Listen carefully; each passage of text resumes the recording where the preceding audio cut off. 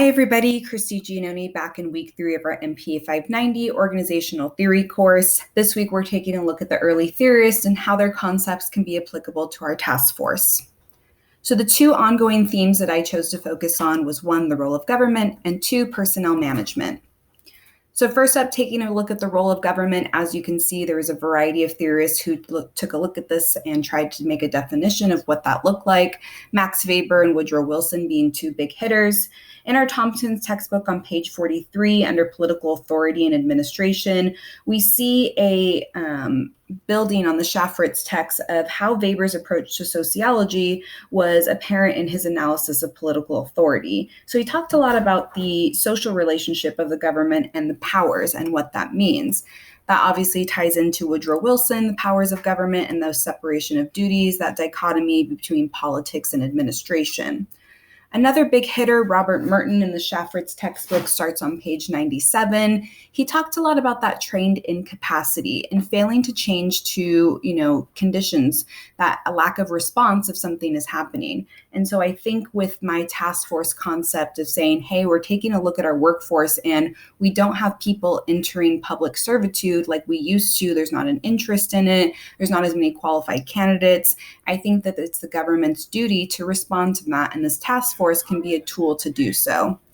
Anthony Downs is another theorist who talked about the dynamic of growth and how public agencies' response can have a growth accelerator effect. This is something that we're seeing in the pandemic and how that's changing, work from home, things that the government may not have been able to offer before, and how we have to respond to that to make sure that we can keep an active workforce for our public agencies.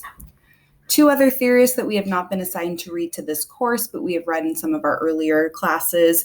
Leonard White is a big one that I focused on when I thought about this. In the Schaffritz book on page 50, towards the bottom of the page on the left-hand side, the objective of public administration is the most efficient utilization of the resources at the disposal of officials and employees. I think that really summarizes what the role of government is, along with all these other theorists that we see. That's the one that's always stood out to me that kind of puts it in a simplified form of what our duties are as public servants. Frank Goodnow, another theorist, talked about the emphasis on politics was to express the popular will. And so making sure that any of the fiscal and policy decisions that we're making is expressing the will of the individuals who are living in that agency, represented by that agency. The journal article that I found by A.G. Nima, Relevance of Classical Management Theories to Modern Public Administration, was very relevant for our task this week. It was aligning some of the early theorists with the challenges and study of modern day administration. Something at the bottom of the article that really stood out to me was highlighting the early public organization. So basically older cities versus newer cities. My city that I work for, City of Glendora, was established in 1912, and you have some of these cities out in the east who are established in like the 60s or the 70s and what that means. And so the article explains that some of the early organizations have a low capacity for change. So I think we're seeing that in the competitiveness of the hiring process, and some of these newer cities are having modern policies where you can, bring a baby to work, bring a dog to work, you're wearing jeans. And I think that that is something that all government agencies need to get on the same page so we can compete in a very equal manner.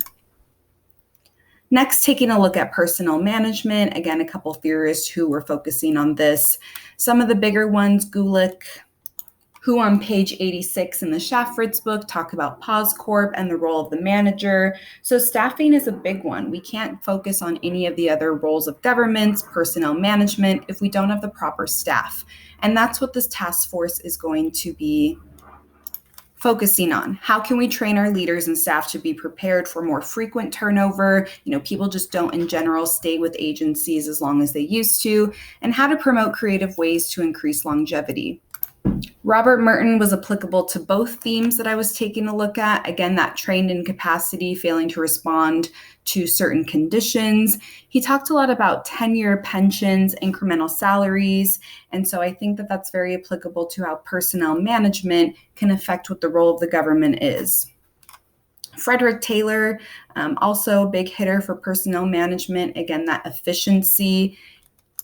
That would be the goal of my task force in general. How can we efficiently make sure that we are filling our vacancies, that we're training individuals, that we're getting people excited about public servitude? And so this task force would be a centralized tool for multiple agencies to use. And another theorist that we haven't had a chance to take a look at yet, Henry Fayol, he argued that the role of the manager was to be a good leader versus just those technical abilities. A couple of the journal articles that I found focused again on Gulick, and the article expressed how that role of the manager staffing can really affect the workforce in general. And then the importance of HR practices and workplace trust.